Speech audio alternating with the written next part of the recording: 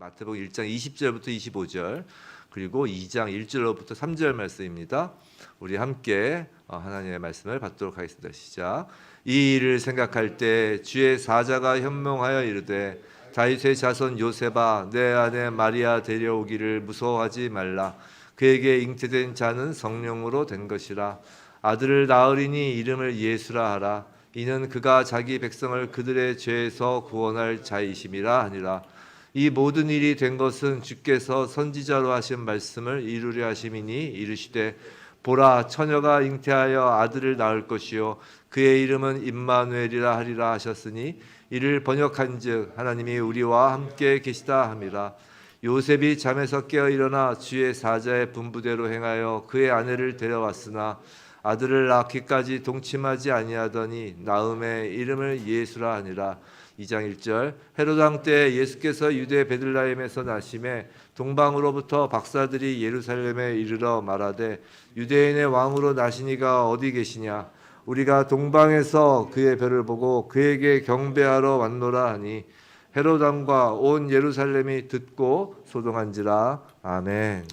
오늘 본문 배경은 잘 아시는 바와 같이 동정녀 마리아의 잉태 장면입니다. 너무 잘 아시겠지만 요셉과 마리아는 약혼한 상태이지만 아직 결혼에 이르지 않아 마리아는 처녀인 상태죠. 그런데 정혼자인 마리아가 임신을 하였으니까 요셉으로서 매우 당황하고 혼란스러웠을 것입니다. 당시 유대의 법에 따르면 마리아의 임신을 폭로해서 돌에 맞아 죽게 하는 것이 오히려 관례임에도 요셉은 이를 드러내지 않고 비밀스럽게 조용히 마리아를 떠나보내려고 지금 하는 것이에요. 그때 주의 사자가 요셉에게 나타나 이 일이 어떻게 된 일인지를 알려주는 것부터 오늘 본문이 시작됩니다. 20절 다시 한번 보시죠. 20절. 자, 이 일을 생각할 때 주의 사자가 현몽하여 이르되 다윗의 자손 요셉아 내 아내 마리아 데려오기를 무서워하지 말라. 그에게 잉태된 자는 성령으로 된 것이라. 자, 천사가 마리아의 임신이 어떤 연유에 기인한 것인지를 알려줍니다. 성령으로 된 것이라고 합니다. 자, 예수님의 탄생으로 시작되는 신약의 역사. 신약의 역사는 예수님의 탄생에서 시작되죠. 그 신약의 역사는 즉 예수님의 그 수많은 공생애 동안의 이적과 표사, 또 하나님 나라에 관한 예수님의 그 권위 있는 말씀들, 그 가르치심들, 이러한 것들로 가득 찬 예수님의 공생애 사역, 그리고 그 이후에 성령을 받아 행한 여러 사도들의 그 복음 전파 사역, 그리고 다시 오실 예수님, 재림 예수와 심판에 관한 요한계시록까지의 그 말씀들, 이 모든 것들은, 이 모든 신약의 말씀과 신약의 역사들은, 교회의 역사들은 오늘 이 말씀 성령으로 된 것을 넘지 않으면 절대로 믿어질 수 없는 것이란 거예요. 예수를 믿는 신앙의 첫걸음은 바로 성령으로 잉태된 것을 믿는 것에서 시작되는 것입니다.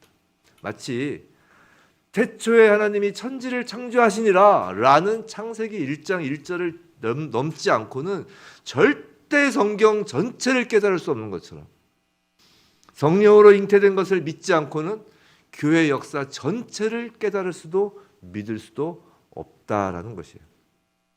예수님은 하나님의 아들이시며 동시에 인간 여인의 아들, 즉 완전한 하나님이시자 완전한 사람으로 죄는 없으시나 육신을 입으시고 사람들 사이에 오신 분이십니다. 이것이 성육신의 신비이죠.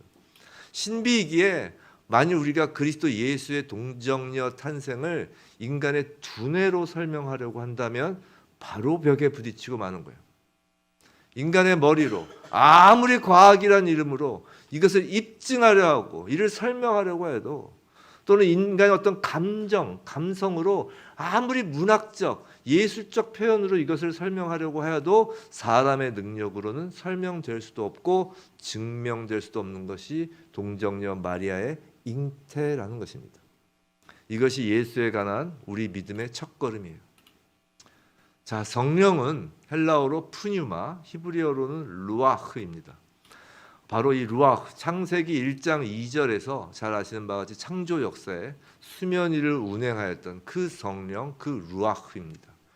그 성령이 첫 창조 때 수면 위를 운행하며 첫 창조를 행하셨던 그 성령이 지금 신약의 문을 열며 또다시 창조의 역사를 하시는 거예요. 예수 그리스도의 동정녀 탄생은 이 세상에서 전에는 결코 없었던 성령의 새 창조 역사입니다. 그 새 창조 역사의 목적은 한마디로 구원과 심판이에요.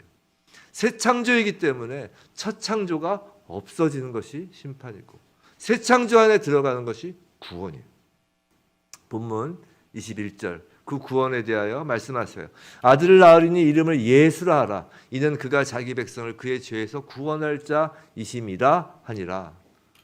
마리아의 몸에서 태어날 아기의 이름을 예수라 합니다. 이 예수는 히브리어 이름이 여호수아입니다. 여호수아. 그 여호수아에 대한 헬라어 음역이 바로 예수예요. 예수. 자, 여호수아는 히브리어로 여호와는 구원이시다라는 의미를 갖는 것이에요. 그러니까 오늘 그 21절에서 예수라 하고 자기 백성을 그들의 죄에서 구원할 자이심이라라는 것은 예수에 대한 그 이름에 대한 해석이나 마찬가지예요. 여호와는 구원이시다라는 이름인 것이죠. 특히 죄로부터의 구원이 그 이름에 담긴 의미라는 것이에요. 한번 생각해 보세요. 하나님은 왜 사람들을 구원하시려고 인간의 몸을 입고 십자가에 달리시기까지 하여야 했을까요? 도대체 구원이 뭐길래 하나님은 이토록 신비를 담은 동정녀 탄생을 통해 이 땅에 오셨는가 하는 말이에요. 구원. 우리가 구원, 물에 빠진 사람을 구할 때 어떻게 구해요? 내가 같이 빠져 죽지 않으려면 또 우물에 빠진 사람을 구한다고 생각해 보세요. 우물에 빠진 사람을 구할 때 그 우물 속에 들어가는 사람이 어디 있어요? 늪에 빠진 사람을 구한다고 할 때 그 늪 속으로 뛰어들면 같이 빠지잖아요. 보통 어떻게 해요? 이렇게 밧줄을 던진다고요. 밧줄을. 구원하시려면 하늘에서 엄청나게 크고 든든한 동아줄을 내려주시고 그거 자꾸 올라오라고 하면 된다고요. 뭐 그런 방법을 쓰면 뭐 그건 구원이라고 하기에는 좀 너무 밋밋해서 그런 걸까요? 아니에요. 성도 여러분, 우리가 구원을 받았다는 것이 도대체 무슨 의미일까요? 성경의 주어, 성경의 주인공은 언제나 하나님입니다. 하나님 편에서 하나님 마음을 알아가는 것, 그것이 성경 말씀을 통해서 우리가 깨닫는 중요한 사항이죠. 자, 하나님 편에서 구원이 무슨 의미인가 한번 알아보기를 원해요. 오늘 본문에서 하나님이 주어로 쓰인 말씀이 있어요. 그게 바로 임마누엘이란 말이에요. 그것이 본문 23절입니다. 우리 23절 한번 함께 읽어볼까요? 시작. 보라, 처녀가 잉태하여 아들을 낳을 것이요 그의 이름은 임마누엘이라 하리라 하셨으니 이를 번역한즉 하나님이 우리와 함께 계시다 함이라. 임마누엘. 자, 이는 히브리어인데요. 이것은 이제 엘은 하나님이란 뜻이에요. 누 이제 뒤부터 보는 거예요. 임마누엘. 누는 우리와라는 뜻이고 임은 이제 함께라는 뜻이에요. 그래서 이게 합쳐져서 임마누엘, 하나님이 우리와 함께 계시다라고 번역된다라고 지금 헬라어로 이렇게 이야기를 하는 것입니다. 자, 주어가 하나님이입니다. 주어가 하나님이세요. 자, 예수가 임마누엘이라는 것은 주어 되시는 하나님이 우리와 함께 계시는 것을 의미하는 것이에요. 이것이 하나님 편에서 보시는 구원의 의미라는 것이에요. 하나님이 자기 백성을 구원하신다라는 건 하나님이 함께 하신다라는 뜻과 같다라는 것이에요. 성도 여러분, 구원이란 우리 인간 편에서는, 우리의 시각에서 볼 때는 우리가 죄에서 해방되는 것, 무언가 살아나는 것, 늪에 빠졌다가 뭐 이렇게 빠져나오는 것, 뭔가 생명을 얻는 것, 우리 입장에서는 그런 거지만 하나님 편에서 볼 때는 사랑하는 하나님의 자녀와 하나님의 백성과 함께 하시는 거라는 거예요. 이해가 되셨어요? 하나님은 한 번도 에덴 동산에서 함께 거닐던 아담을 잊어보신 적이 없다고요. 아담을 향한 하나님의 궁극적인 목적은 바로 함께 하심이라는 거예요. 하나님이 우리에게 뭐 대단한 걸 요구하시는 게 아니에요. 하나님이 우리에게 원하시는 건 단 하나, 함께 하심이에요. 그걸 위하여 이 땅에 오신 거라고요. 하나님께서 모세를 통해 하나님의 백성으로 상징되는 그 이스라엘 백성을 애굽에서 구출하신 이유가 무엇일까요? 출애굽기 29장 46절에 그 이유를 명확히 밝히세요. 하나님이 왜 이스라엘 백성을 애굽에서 구출해 내셨는지. 출애굽기 29장 46절에 이렇게 말씀하세요. 그들은 내가 그들의 하나님 여호와로서 그들 중에 거하려고 그들을 애굽 땅에서 인도해 낸 줄을 알리라. 나는 그들의 하나님 여호와니라. 하나님이 그들 중에 거하려고 애굽 땅에서 인도해 냈다는 것이에요. 하나님은 죄와 가까이 하실 수가 없어요. 하나님은 완전하신 분이기 때문에, 완전히 거룩하신 분이기 때문에, 순결하신 분이기 때문에 단 1점의 죄와도 함께 하실 수가 없어요. 근데 그 죄로 상징되는 그 애굽에 빠져 있는 이스라엘 백성, 당신의 자녀와 함께 하시기 위하여 그 죄에서 이스라엘 백성을 끄집어 내셨다는 것이에요. 또 성소를 왜 지으라고 하셨나요? 이스라엘 백성에게. 역시 출애굽기에 나와요. 출애굽기 25장 8절에 이런 말씀을 하세요. 내가 그들 중에 거할 성소를 그들이 나를 위하여 짓되, 그들 중에 거하기 위함이라는 것이에요. 하나님이 성소에서 이스라엘 백성들과 함께 하시겠다는 것입니다. 하나님은 백성들과 함께 하시길 너무나도 간절히 원하시는 거예요. 지금도 하나님께서 예배자로 오신 여러분에게 원하셨던 것은 함께 하시길 원하시는 거예요.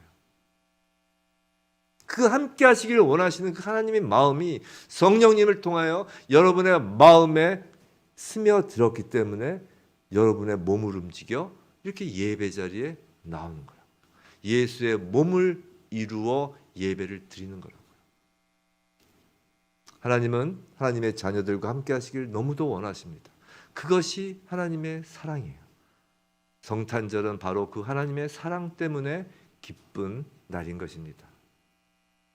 그런데 여기서 성탄절 설교를 마치면 좋겠는데, 여기서 딱 끝을 내면 이제 은혜로 딱 마감이 되고 좋은 건데, 여기서 멈추면 성탄절의 의미가 이제 절반만 선포되는 것입니다.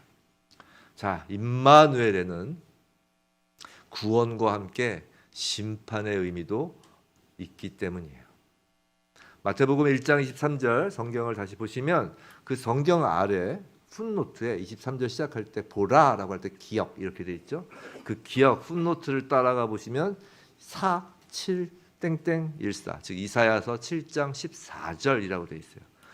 자, 22절에 보시면 주께서 선지자로 하신 말씀을 이루려 하심이니 라고 하면서 23절 말씀이 나오는데 이사야서라는 거예요. 그 선지자가 바로 이사야라는 것이죠. 그럼 이사야를 보면, 이사야서를 이제 보면 임마누엘이 무슨 의미인지를 더욱 더 잘 알 수 있다는 것이에요. 그래서 이사야 7장 14절을 보도록 하겠습니다. 구약 975면이에요. 이사야 7장 14절입니다. 구약 975면, 구약 975면 이사야 7장 14절이에요. 10절부터 한번 읽죠. 10절부터 14절까지 펴셨으면 우리 함께 읽겠습니다. 시작. 여호와께서 또 아하스에게 말씀하여 이르시되 너는 내 하나님 여호와께 한 징조를 구하되 깊은 데에서든지 높은 데에서든지 구하라 하시니 아하스가 이르되 나는 구하지 아니하겠나이다. 나는 여호와를 시험하지 아니하겠나이다 한지라. 이사야가 이르되 다윗의 집이여 원하건대 들을지어다. 너희가 사람을 괴롭히고서 그것을 작은 일로 여겨 또 나의 하나님을 괴롭히려 하느냐. 그러므로 주께서 친히 징조를 너희에게 주실 것이라. 보라, 처녀가 잉태하여 아들을 낳을 것이요 그의 이름을 임마누엘이라 하리라. 이 말씀이에요. 여기서 이 말씀이 이루어졌다는 것이에요. 구약은 잘 아시다시피 예수 그리스도의 예표예요. 구약의 모든 것은 예수의 초림의 예표이고 특별히 이 예언서는 예수의 초림과 재림의 예표입니다. 그러나 미리 알려주시는 거죠. 자, 근데 여기 14절에서 이사야서 계속 펴놓으시고요. 이사야서 7장 14절에서 매우 중요한 단어 하나가 있는데 그게 바로 그러므로예요. 그러므로. 자, 임마누엘을 하시는데 무슨 이유가 있다는 것이에요. 그러므로잖아요. 그러므로. 자, 임마누엘의 이유. 즉 하나님께서 우리와 함께 하시기 위하여 육신을 입으시고 이 땅에 오신 이유가 있다라는 것이에요. 그것을 이사야서를 보아야 제대로 알 수 있다는 것이에요. 자, 이사야서의 이 말씀은 하나님께서 선지자 이사야를 당시 남유다의 왕인 아하스에게 보내어 하신 말씀이에요. 오늘 읽었던 그 이사야서 7장 10절 보시면 아하스에게 말씀하여 이르시되라고 되어 있잖아요. 그러니까 아하스에게 이사야를 보내서 하신 말씀인데 당시 상황을 간략히 말씀드리면 이렇습니다. 이걸 성경을 다 보려고 하면 이제 오늘 성찰을 못해요. 예배가 안 끝나요. 간략히 말씀드리면 이 내용은, 이 배경은 열왕기하 16장에 나와요. 그러니까 메모만 해두시고 열왕기하 16장을 보시면 이제 당시 배경이 기록되어 있습니다. 이런 거예요. 남유다의 아하스 왕은 남유다의 왕 중에 대표적으로 하나님이 보시기에 악한 왕입니다. 아주 하나님이 정말 치를 떨었어요. 이방 신들이 한 이방 우상 숭배하는 걸 거의 대부분 다 행한 사람이에요. 자, 아하스 왕 때, 그 아하스 왕 때 북이스라엘이, 이제 남유다와 북이스라엘로 이렇게 갈려져 있잖아요. 근데 그 북이스라엘이 아람 나라와 아람국과 아람과 연합하여 남유다를 이제 침공하였습니다. 근데 남유다의 그 아하스 왕은 하나님을 의지하지 않고 당시 강대국으로 부상한 아수르를 의지하였어요. 단순히 정치 군사적으로만 의지하는 것이 아니라 이 아수르의 그 도시인 다메섹에 가서 거기 있는 제단을 봐요. 이 아하스 왕이 그 제단을 보고 그 이방신, 그 아수르 다메섹에 있는 그 제단 양식을 본따서 남유다에 와가지고 제단을 그렇게 본따 만들라고 시킨다고요. 제사장에게. 제사장도 타락해서 시키는 대로 다 해요. 지금 아하스 왕은 당시 그 지역의 최강자로 군림하는 그 아수르를 의지하고 그 아수르를 선망하는 거예요. 그 휘황찬란한 그 아수르 제국의 그 제단을 보고 홀딱 넘어가는 거예요. 그런 아하스 왕에게 선지자 이사야를 보내어 하나님이 하신 말씀이 임마누엘이라는 거예요. 그러므로 즉 하나님의 백성으로서 어떤 상황에서도 오직 하나님만 의지하고 하나님께 반역하지 말아야 할 다윗의 집안이 배도의 길을 걸었기 때문에 그러므로 임마누엘 즉 하나님이 함께 하시기 위해 오셨다는 것을 잊지 마시기 바랍니다. 우리가 잘해서가 아니라 우리가 죄의 늪 속에 허우적거리고 그 무엇보다 아수르와 같은 세상의 힘과 권력과 세상의 화려함에 취하고 그것을 쫓아다닐 때 그러므로 임마누엘이라는 것이에요. 그렇다면 임마누엘의 결과, 임마누엘이 향하였던 것은 무엇일까요? 그 임마누엘이 보여주는 징조가 무엇이냔 말이에요. 방금 본 그 이사야서 7장 계속 펼쳐놓으시고 7장 14절 이후에 전개되는 이제 이사야서 7장 15절부터 25절까지가 그 내용인데 이게 예언서이기 때문에 말씀이 매우 상징적이고 어려워요. 근데 결론적으로 말하면 이 15절부터 25절까지의 말씀은 구원과 심판이에요. 특별히 18절부터 25절까지를 보시면 한번 보세요. 18절 그날에는, 20절 그날에는, 21절 그날에는, 23절 그날에는 계속 그날에는 이란 말이 반복되죠. 이렇게 그날에는 이라는 말이 반복되면서 계속해서 심판에 대한 말씀이 나오고 있는 것이에요. 여기 나오는 단어들은 모두 은유적 표현이지만 하나님이 파리와 벌을 부르시고 머리털과 발털을 미실 것이요 수염도 깎아버릴 것이라는 것이에요.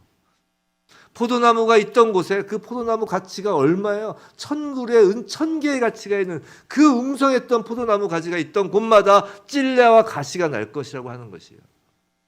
비록 22절 말씀에서 남아있는 자에게는 엉긴 젖과 꿀을 먹을 것이라는 그 남은 자에 대한 이 구원의 메시지도 분명히 담겨 있긴 하지만 이 구원의 메시지는 그 앞뒤에 그 심판의 메시지로 가득 둘러싸여 있는 것입니다.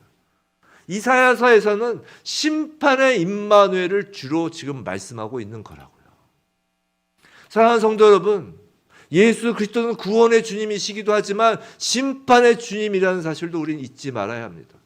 초림 예수는 구원의 주님이고 재림 예수는 심판의 주님이다 라고 하면서 서로 다른 주님인 것처럼 생각하면 안 된다고요. 자주 말씀드리지만 예수께서 초림하였을 때부터 심판의 시계는 이미 돌아가기 시작한 것이라고요.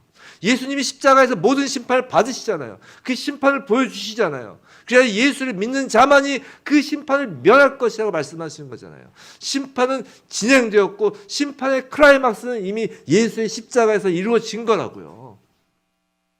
예수 공생의 예수님의 첫 일성이 뭐예요? 회개하라 천국이 가까이 왔느니라 라고 하는 것도 이미 심판이 시작되었음을 선포한 것과 같잖아요. 회개해야 된다는 거잖아요.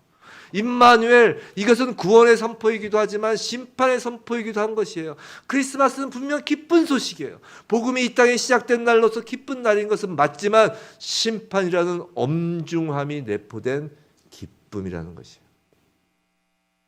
오늘 본문은 심판의 임마누엘이 시작된 곳의 모습을 보여주는 그 내용을 담고 있어요.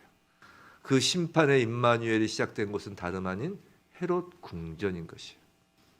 본문 2장 1절부터 3절입니다. 우리 함께 읽어볼까요? 시작. 헤롯 왕 때에 예수께서 유대 베들레헴에서 나심에 동방으로부터 박사들이 예루살렘에 이르러 말하되 2장 2절 유대인의 왕으로서 나시니가 어디 계시냐? 우리가 동방에서 그의 별을 보고 그에게 경배하러 왔노라 하니 헤롯 왕과 온 예루살렘이 듣고 소동한지라. 자, 이 동방 박사 이야기는 우리가 익히 잘 알고 있는 이야기죠. 임마누엘 이 말씀이 끝나자마자 바로 마태복음에서 나오는 건 이 동방 박사가 헤롯 왕, 헤롯 궁전에 방문한 이야기로 이어가는 거예요. 자, 생각해 보세요. 별이 동방 박사들을 인도하여 왔어요. 근데 이 이야기를 항상 우리가 읽으면서 좀 이상한 생각이 드신 적이 없어요? 그 뒤에 보시면 마태복음 그 이후에 보면 그 별이 결국은 어디까지 인도하냐면 악이 있는 곳까지 인도해요. 9절 보시면 박사들이 왕의 말을 듣고 갈 때 동방에서 보던 그 별이 문득 앞서 인도하여 가다가 악이 있는 곳 위에 머물러 서 있는지라. 무슨 말이냐면 별이 쭉 지금 페르시아라고 우리는 알고 있죠. 이 동방 박사들이 온 곳이 그 페르시아인지 뭐인지 하여튼 거기서 쭉 멀리서부터 쭉 올 때도 계속 별이 인도했어요. 근데 9절에서 다시 문득 별이 나타나 결국 아기 예수가 있는 그 베들레헴 거기까지 인도가 됐는데 잘 인도하던 별이 내내 잘 인도하던 별이 막상 이스라엘 땅에 딱 들어오니까 동방 박사들 곧장 베들레헴 아기 예수님이 계신 곳으로 인도하지 않고 왜 예루살렘 헤롯 왕이 있는 곳으로 가도록 하였느냐 말이에요. 그렇죠? 내내 잘 인도했잖아요. 별이 동방부터 오느라고 너무 피곤해서 뭐 잠깐 졸았나요? 잠깐 별이 꺼졌나요? 그건 아닐 거잖아요. 3절에 힌트가 있는 거예요. 3절. 헤롯 왕과 온 예루살렘이 듣고 소동한지라라고 해요. 여기서 소동하다라는 단어는 공포 가운데 마음이 발칵 뒤집히는 것을 의미해요. 그냥 막 소란스럽게 막 사람들이 떠드는 게 아니라 공포심이 있는 거예요. 두려운 마음이 확 밀려 들어오는 단어예요. 언어적 의미가. 사도 바울이 도시들을 돌면서 복음을 전할 때 우리가 사도행전을 보다 보면 거기에 소동한지라라는 말이 자주 나와요. 복음이 떨어진 곳에 그 도시가 소동을 한다고요. 그 소동도 이 두려움에 찬 거예요.